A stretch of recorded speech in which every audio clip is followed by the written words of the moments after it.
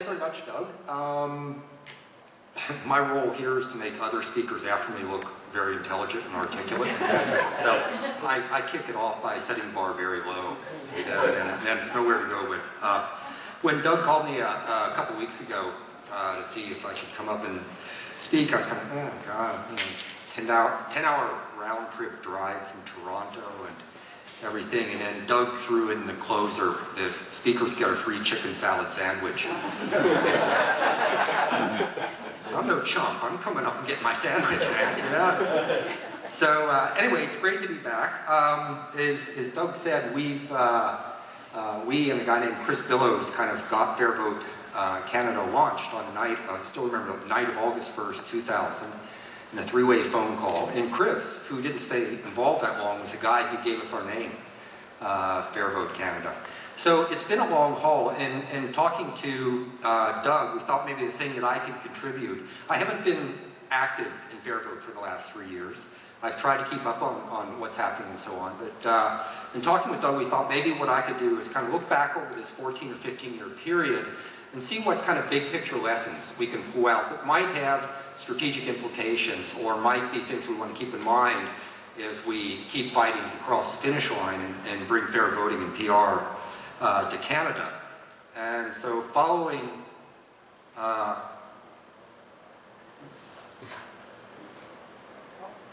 there we go. All right. So following the latest online trends, I wanted to put a lot of numbers in the title here. Fortunately, we're beyond the trend of putting kitten photos and everything. The idea here is going to be 14 years, 9 lessons in 20 minutes, but one guy's opinion. There's a lot of veterans in the room who've gone through these same things that may come up with some different conclusions and so on. I also put an asterisk next to the one guy's opinion there. When Doug said that this paper showed up for me saying, here's how we start a national campaign. I didn't note in there, I'd never written anything like that before. I had no idea how to start a national campaign. Anyway, so he sent the paper out, but before I wrote it, I made a conscious effort, you know, it's like, Larry, sometimes you get really enthusiastic about stuff to the point that you lose touch with kind of how long it takes to get things done, you know, particularly on like a big scale political issue like this. So I made a really conscious effort to think about how long is this going to take to bring PR to Canada. So this is in the year 2000. So I wrote that plan. Pragmatism is the word. And that plan showed that we were going to win in 2005. So with that level of credibility, we'll move on to my other thoughts on how the thing is going. There we go. Okay, I think lesson number one. In the early days when we got Fair Vote going, there were a number of commissions underway, also looking at electoral reform. We had electoral reform commissions in PEI, in Quebec, in New Brunswick, looking at provincial electoral reform, and at the federal level we had the Law Commission of Canada launching a remarkable 2-year study and assessment on that. And I think one thing that we saw in that is, given the objective of looking at what voting system would work best for Canada and match Canadian values, all 4 of those commissions reached the same conclusion that we have. That's that first past the post is unacceptable, that any winner-take-all voting system does not fit the values of this country, and that some type of proportional representation is what Canada needs, both at the provincial and federal level. So, I mean, I think that's one of those first indications we see when people sit down and objectively look at the information and match it up against democratic principles, they come to our conclusion on what needs to be done.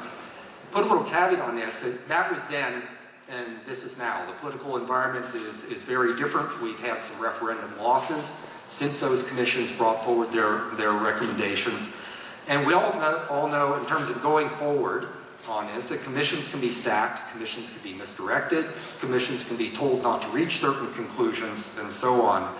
But I think we shouldn't rule out the possible role for some type of commission process in the future to look at this, but zero in on some of the things that Fair Vote's doing right now of referencing things like evidence-based research and assessment, and also matching up recommendations against democratic principles of Canadians.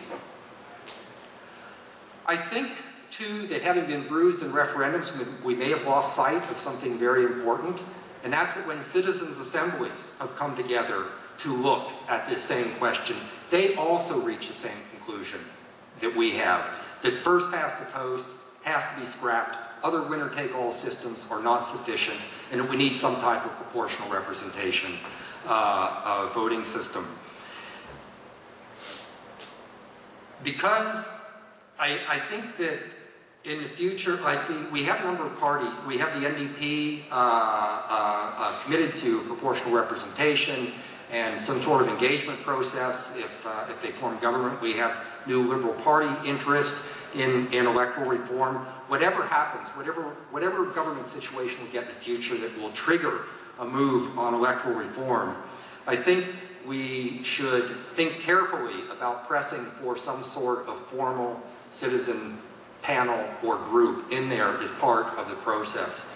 Of all the possible things you could do to assess options on this, whether it be commissions, all-party committees, and so on, I think one of our safest guarantors that we will actually get a PR recommendation is having some sort of formal citizen body in it, whether it's just a small citizens jury or commission or whatever, and as part of the process, not the entire process.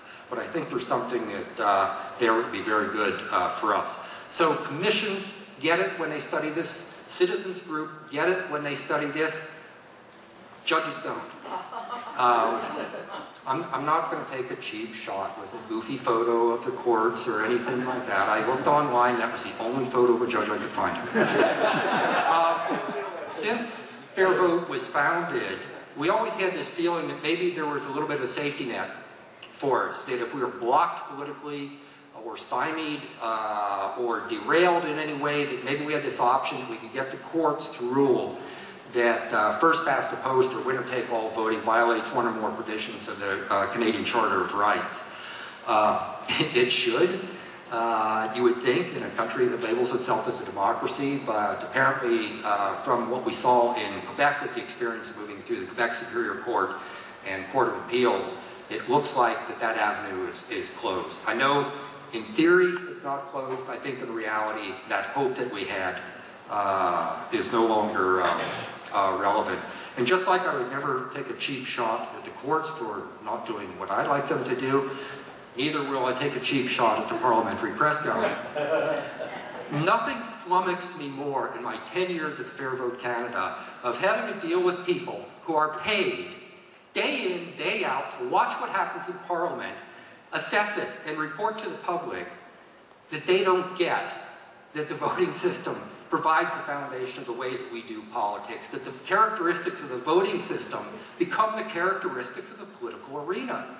And if you talk, I know other Fair Vote people have had this, if you talk to most press gallery reporters, with the exception of Andrew Coyne and Michael Dentant and a few others, kind of see eyes glaze over. There is no interest in the institutions of democracy.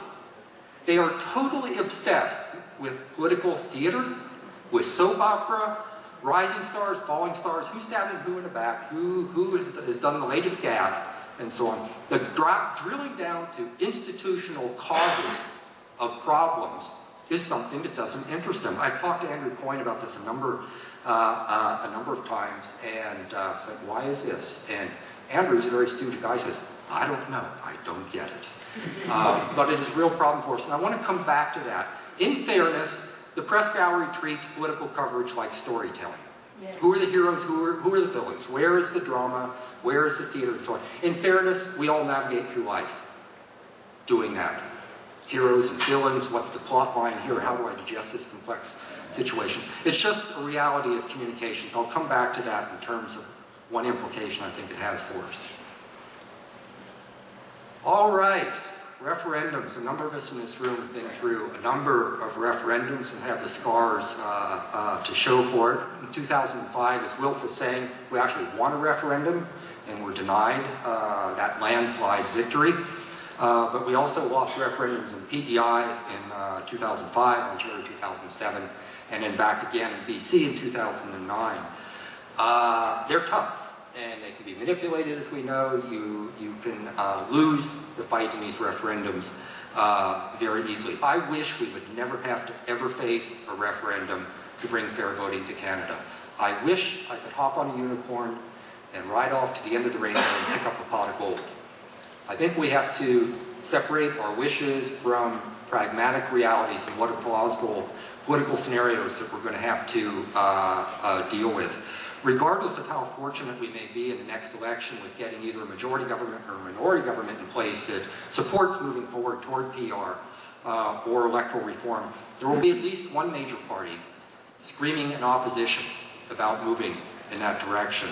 And if the party or parties in opposition to moving that direction are not able to completely stop the process, the obvious fallback is going to be take it to the people in a referendum, knowing that we've had a rough ride in referendums in the past. I like what the NDP has proposed. I think Jack Layton first brought forward the idea of a referendum, yes, but a referendum after voters test drive the system in an election. So I think that's a great strategy. That's the way it should be. Whether or not that's something that could be introduced, I don't know. We'll have to wait and see. But I think there's going to be another referendum on the that we're going to have to deal with in order to win this fight. I should say, if an opposition party picks up the call, take it to the people, the media will pick that up too.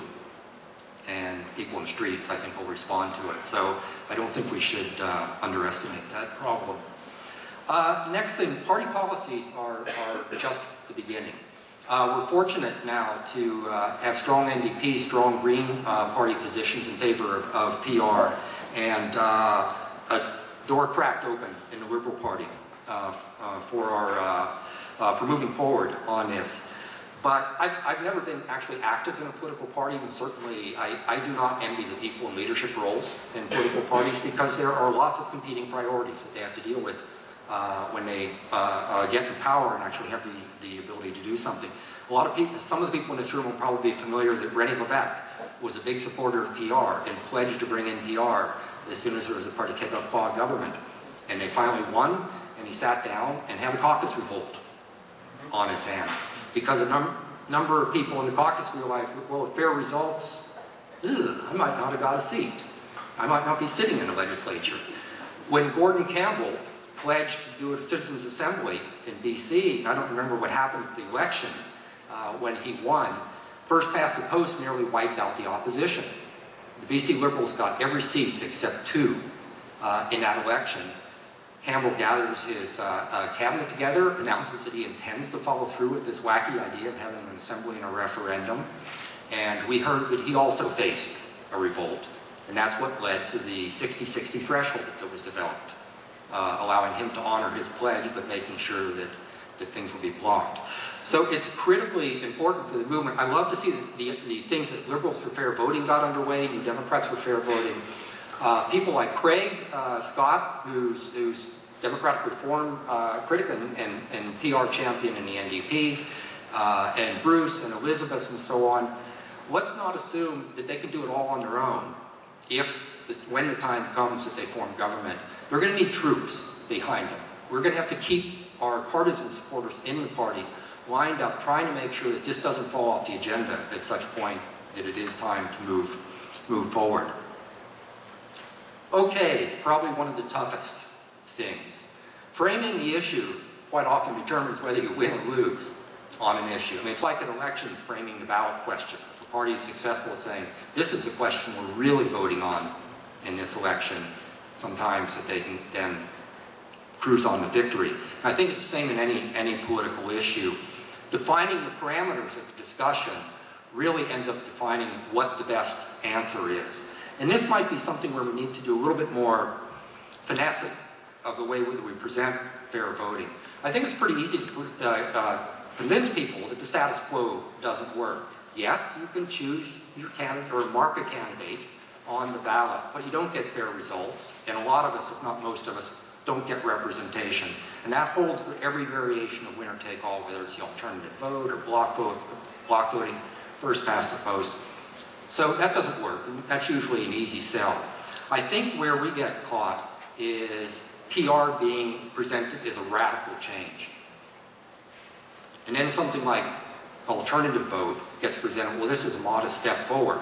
It's not something that's radically going to change the way we do elections.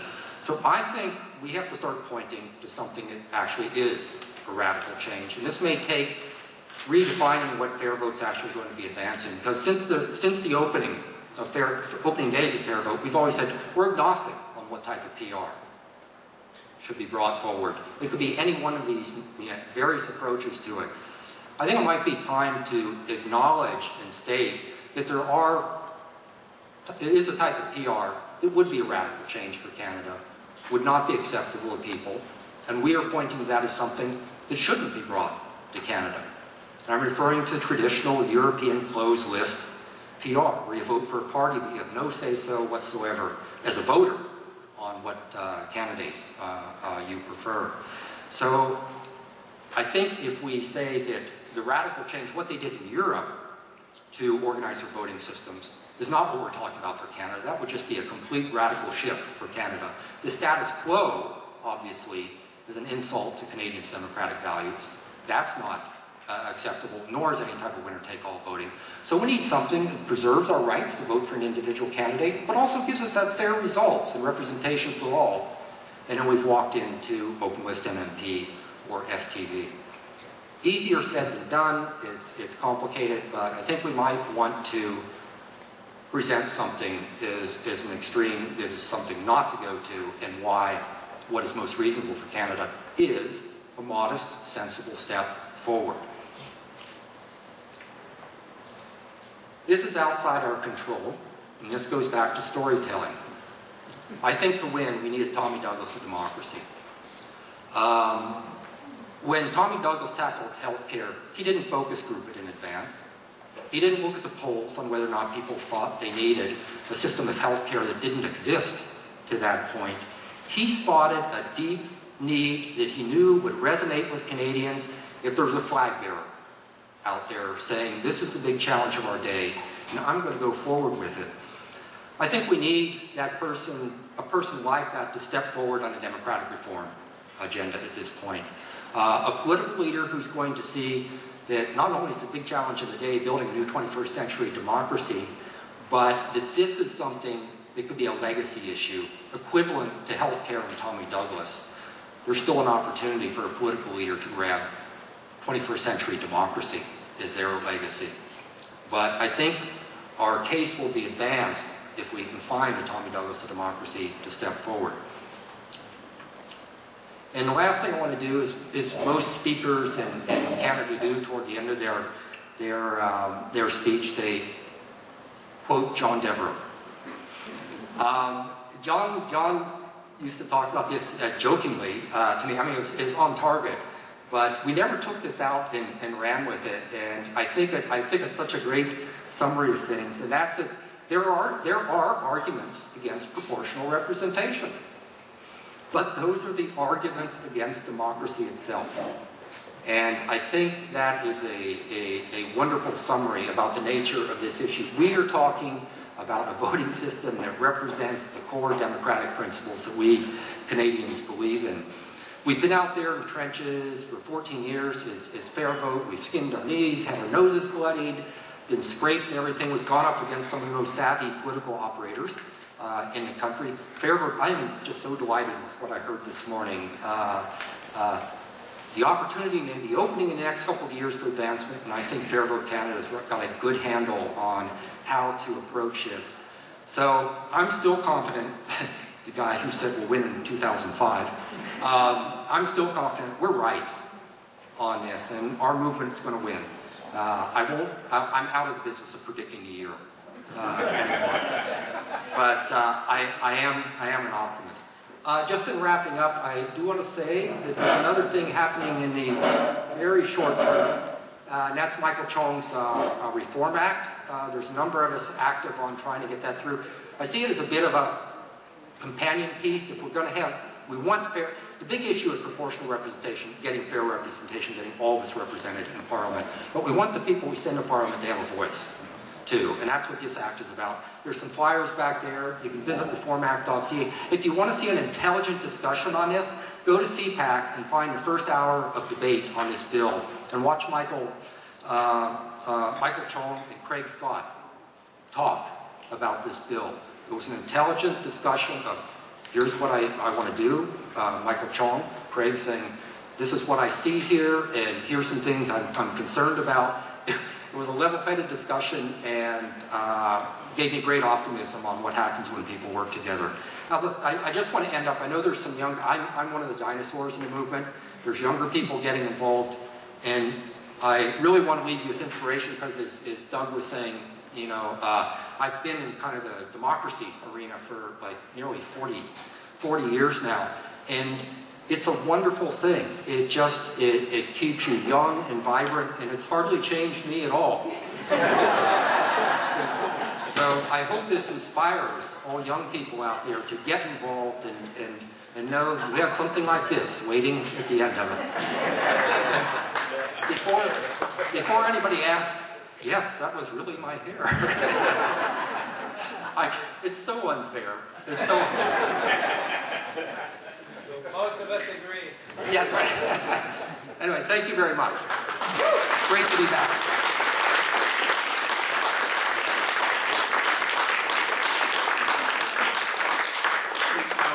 If anyone has questions for Larry, we have a little bit of time set aside for that. Multiple choice and true false preferred. I don't have a question, but I thought I'd just add a little gloss on your description of what happened when René Lévesque went to the caucus and tried to sell the caucus on proportional representation. I was a sort of expert that was brought into that caucus meeting. And at that time, the PQ was at about 28%. And one of the things I said is, look, you'll do a lot better if we have PR as a party than you will in a single-member district system that in the next election. And what it showed me, and this is something we need to know, is that there's a certain myopia among elected people. And there were at least 5 or 6 of them who said to me, and they were in very difficult districts, they said to me, I don't know about the rest of you, but everybody loves me in my district. And that's one of the reasons it was an illogical refusal, simply based, apart from the principle, simply based on the partisan interests of the party, and even that he couldn't sell. So you might find that interesting. Norm?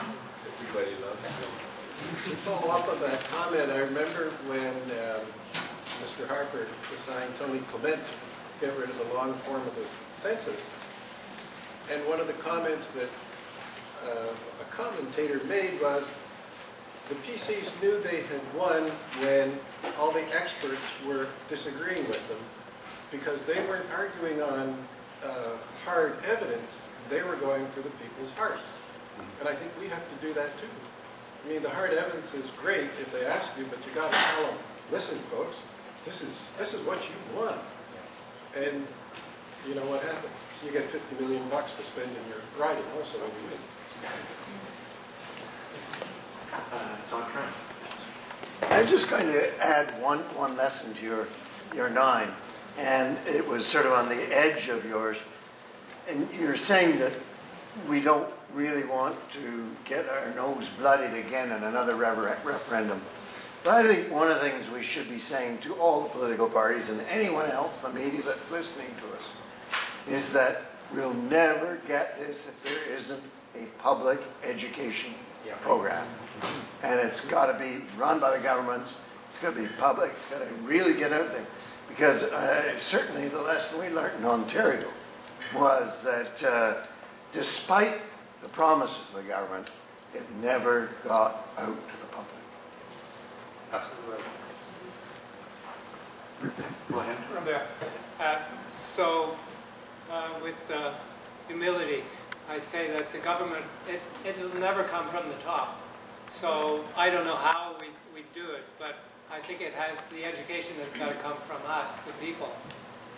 Yeah, there's, to John's point, in New Zealand, when they had the referendum there on moving to a mixed-member proportional system, they set up, the government set up an independent commission to do public education. There was some cynicism among the activists about, oh yeah, it's going to be stacked and so on. But it turned out to take its job seriously. It was well funded. And reports were that New Zealanders were fairly educated and aware of what they were voting on by the time they went to the polls. In Ontario, when the budget was announced for the promised public education, it was about 1/3 or 1/4 of the per capita amount that was allocated in New Zealand. And we have, of course, a much bigger territory to cover, so it's completely inadequate. I think a government-run or funded public education campaign is going to be an important part of the success formula. But your point is that, like, we've got a lot of work that we have to do on the ground is also critically important. Two questions there. Julianne? Hi Larry. My chapter had put out during the internal referendum a very strong press release, media release, in favor of option A and keeping the mandate for proportional representation. That being said, do you think that not supporting AV municipally is costing us too much as an organization? Oh boy, this is the question. I still don't know what the right answer is for dealing with this situation.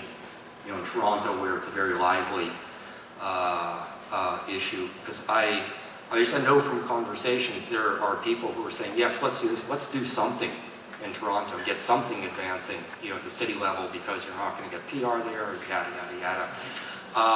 And people who genuinely support PR, who are supporting bringing AV in municipally. On the other hand, I think that bringing in, particularly in the Toronto market, bringing AV in there is going to be used for something for PR opponents to point to. To say, well, we've already started walking down the road of new voting systems. So I don't see how we can support kind of that as a step forward, but in dealing with our supporters who do see it as a step forward and are going to be some of the ground troops to help us win federally and provincially, there's a balancing act. I found it the most perplexing thing I've ever dealt with or had to think about, and I don't have a good answer. But we've got to rally every potential supporter for PR next year on this issue, and we just have to keep that in mind. Thanks. If I can speak to that just briefly. We do have another question. We've already had a John Deverell quote. Because council honored me with the title of chair of the Fair Vote Cities campaign. What I've been dealing with, one of the arguments that arises is, well, if you're going to have a mayor, then why not have a mayor elected by the alternative vote? And working out of the Toronto market, it seems to me the last thing we need is a celebration of the alternative vote in the Toronto market for any reason.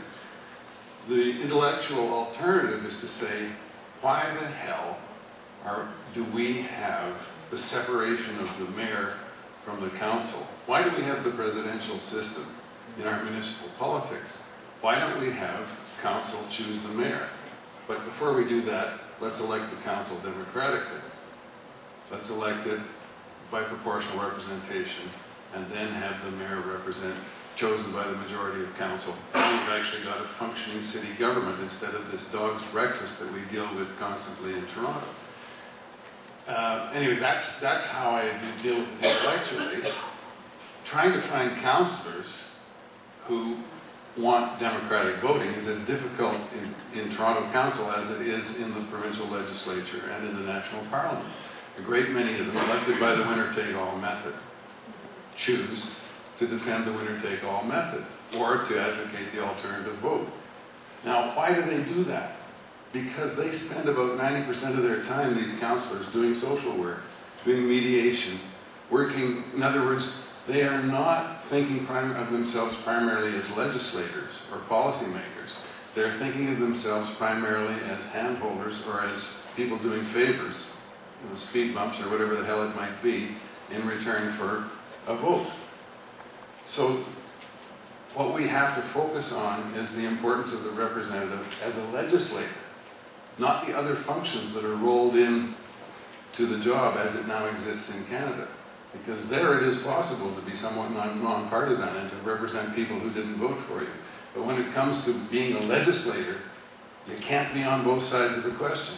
Whenever the House divides, you're going to vote one way or the other, and at that point you cannot represent everybody, and therefore there must be proportional representation in order to have representative democracy. Thank you, John. Another question over here? Larry, I was hoping you could summarize the Quebec court's the argument why they decided not to go forward with our challenge. And I know you said basically that you think that's a done deal, that we shouldn't do that, but I find it really hard to believe that reasoned individuals could not understand that it is a violation of the charter. I can't. I don't remember what the ruling was. I don't actually remember what point of the charter that they were challenging in that case. Okay. I suspect Will for somebody else could Okay. provide Yeah, that because I detail. don't know. I know what's the but I don't know Yeah. myself either. Okay. Okay. Okay, is there Do anything? you feel, Larry, that it's a done deal, though? Or do you think that's not something we should pursue? I mean, and that's what I've heard from other people, kind of familiar with the legal community, that it's probably not a good use of resources at this point. Okay. Okay, I think that's about all the time we have for questions, except for, of course, from John Demerol. Just to tag on to that point, the composition of the Supreme Court is changing and not in our favor. Oh, okay. Okay. Okay. Yes. Yeah. Okay, great. Thanks a lot for all those comments, and thank you again, Leonard.